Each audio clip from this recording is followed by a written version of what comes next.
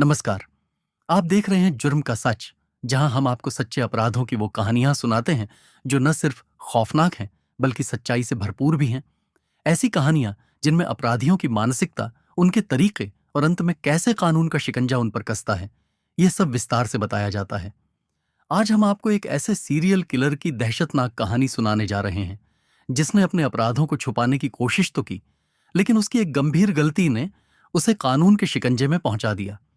यह कहानी है अमेजन रिव्यू किलर टॉड कोल्हेब की, जिसने हत्या के लिए इस्तेमाल किए गए औजारों के ऑनलाइन रिव्यू लिखे और यही उसकी सबसे बड़ी भूल साबित हुई। यह कहानी आपको यह सोचने पर मजबूर कर देगी कि अपराधी कितना भी चालाक हो, कानून के हाथ लंबे होते हैं और आखिरकार न्याय की जीत होती है। तो आइए शुरुआत करते हैं। यह कहानी टॉड कोल्हेब की है, जो अमेरिका का एक सीरियल किलर था।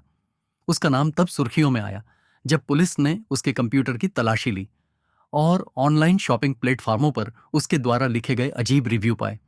इन रिव्यूज में उसने हथियारों, चाकू, हथकड़ियों और कब्र खोदने के औजारों की समीक्षा की थी। टॉड कोल्हेब का जन्म 7 मार्च 1971 को फ्लोरिडा में हुआ था। बचपन से ही उसमें हिंसक प्रवृत्तियां देखी गईं। वह अकेले रहना पसंद करता था और उसका स्वभाव बहुत आक्रामक था। 15 साल की उम्र में उसने एक 14 साल की लड़की को किडनैप करके उसके साथ दुष्कर्म किया और उसे जान से मारने की धमकी दी। इस अपराध के कारण उसे 15 साल की सजा हुई। 15 साल जेल में बिताने के बाद टॉड 2001 में रिहा हुआ। जेल में रहते हुए उसने कंप्यूटर साइंस में डिग्री प्राप्त की और रिहा होते ही उसने रियल एस्टेट एजेंट के रूप में काम करना शुरू कर दिया। कुछ ही सालों में वह एक सफल बिजनेसमैन बन गया और लाखों डॉलर कमाने लगा। लेकिन अंदर से वह अब भी वही हत्यारा था जो अपनी आपराधिक मानसिकता से कभी बाहर नहीं आया। 2003 में साउथ कैरोलिना के एक मोटरसाइकिल शोरूम में 4 लोगों की गोली मारकर हत्या कर दी गई, जिसका मामला वर्षों तक अनसुलझा रहा। 2016 में जब टॉड कोल्हेब पकड़ा गया तो उसने स्वेच्छा से इस हत्या को स्वीकार किया।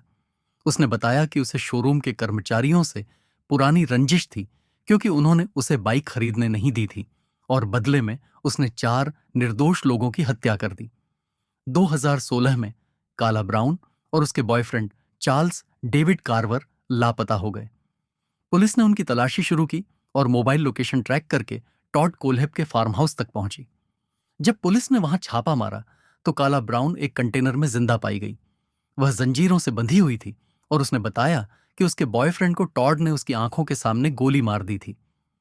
टॉड की गिरफ्तारी के बाद पुलिस ने उसकी संपत्ति की छानबीन की और वहां कई और गुप्त रूप से दफनाई गई लाशें मिली। जब पुलिस ने टॉड का लैपटॉप जब्त किया तो उन्हें अमेजन और अन्य ऑनलाइन प्लेटफॉर्मों पर उसके द्वारा लिखे गए रिव्यू मिले। इन रिव्यूज को पढ़कर हर कोई स्तब्ध रह गया। एक चाकू के रिव्यू में उसने लिखा, अगर आपको जल्दी और आसानी से चीजों को काटना हो तो यह बेहतरीन है। फावड़े के रिव्यू में लिखा था, अगर आपको किसी चीज को दफनाना हो तो यह बहुत मददगार है। तथा ताले के रिव्यू में लिखा था, अगर आप किसी को कैद करके रखना चाहते हैं तो यह लॉक बिल्कुल परफेक्ट है। पुलिस ने जब इन रिव्यूज को टॉड के अपराधों से मिलाया तो स्पष्ट हुआ कि उसने सचमुच इन्हीं औजारों का इस्तेमाल हत्या और शवों को दफनाने के लिए किया था। गिरफ्तारी के बाद टॉड ने कुल 7 हत्याओं की बात स्वीकार की, लेकिन उसने यह भी दावा किया कि उसने इससे भी अधिक लोगों की हत्या की है। उसने कहा, मुझे पहले ही उम्र कैद की सजा मिल गई है, तो अब मैं सब सच बता दूं। 2017 में अमेरिकी अदालत ने उसे 7 बार आजीवन कारावास की सजा सुनाई, बिना किसी पैरोल के, और अब टॉड दक्षिण कैरोलिना की जेल में अपनी पूरी जिंदगी बिताएगा। टॉड कोल्हेब की गिरफ्तारी के बाद पूरे अमेरिका में सनसनी फैल गई। उसके अपराधों और अमेजन रिव्यूज के बारे में जब लोगों को पता चला तो हर कोई हैरान और डरा हुआ था। 2017 में साउथ कैरोलिना कोर्ट में सुनवाई शुरू हुई, जहां अभियोजन पक्ष ने उसके खिलाफ अनेक सबूत पेश किए।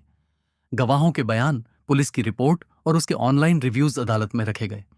काला ब्राउन ने अदालत में गवाही दी और बताया कि उसे जंजीरों में बंद रखा गया था, हर पल डर में जीना पड़ा, और टॉड ने उसके बॉयफ्रेंड को उसकी आंखों के सामने गोली मारी थी।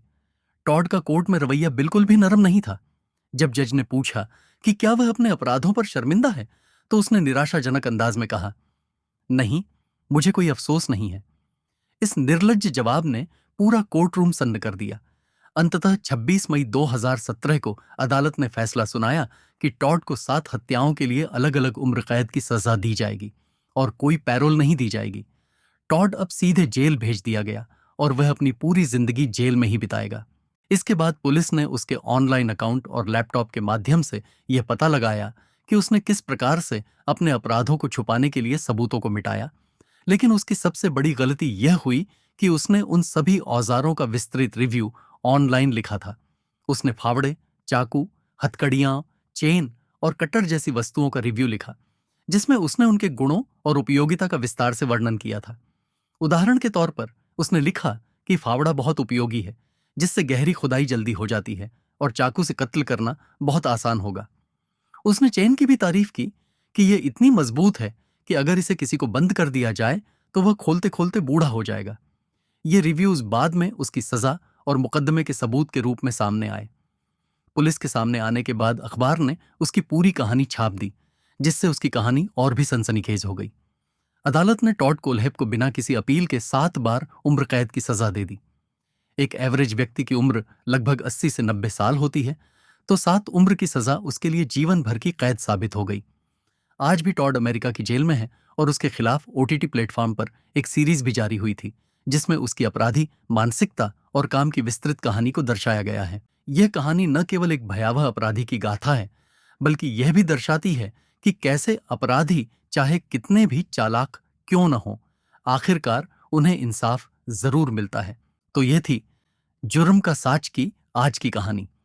एक ऐसा अपराधी जिसने अपने गुनाहों को छुपाने की पूरी कोशिश की, लेकिन अपनी ही भूल के कारण पकड़ा गया।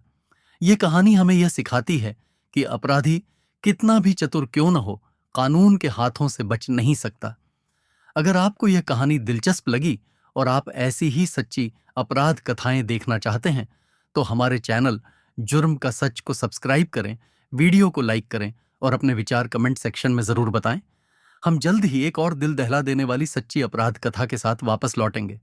तब तक के लिए सतर्क रहें, सुरक्षित रहें और जुर्म का सच देखते रहें। धन्यवाद।